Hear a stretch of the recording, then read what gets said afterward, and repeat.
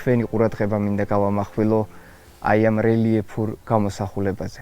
ნახეთ რა საინტერესო გამოსახულებაა, მთელი სცენაა ფაქტობრივად ასახული და რა თქმა უნდა ეს ქვა მთლიანად შემდეგ შუა საუკუნეებში, როდესაც უკვე აითვისა ქრისტიანულმა ეკლესიებმა ის წმინდა საკრალური ადგილები, მაშინ არის სამშენებლოდ გამოყენებული. ჩვენი ვარაუდით ეს არის ამირანის ბრძოლა გველეშაპთან, ეს სცენა არის გამოსახული და მინდა დააკვირდეთ აი ეს ხელები, ხედავთ თქვენ, აი ეს ჰუმანოიდი თვალები, პირი, ფეხები როგორ აი მოუყვება ნახეთ და აი ეს გველი უნდა ნახოთ აუცილებლად გველეშაპთან ბრძოლის სცენა როგორც ქვესკნელთან ბრძოლის სიმბოლო ეს მეორე ჰუმანოიდი გამოსახულება უნდა იყოს რა თქმა უნდა ამირანის ძმა ეს არის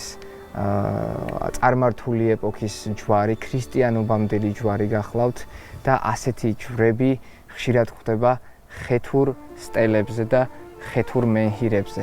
მეტიც იმდენად მრავალფეროვანია ეს გამოსახულება, რომ ჩანს ამირანის ძაღლიც, გოშია.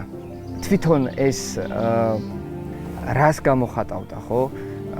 მითოლოგიურად ეს იყო ღმერთკაცი, ნახევრად ღმერთი ამირანის ბრძოლა ქვესკნელთან, როგორც გველის სიმბოლოსთან.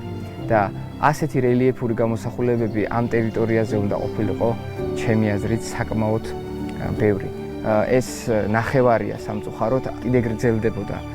დღეს დაკარგულია ეს რელიეფური გამოსახულებები.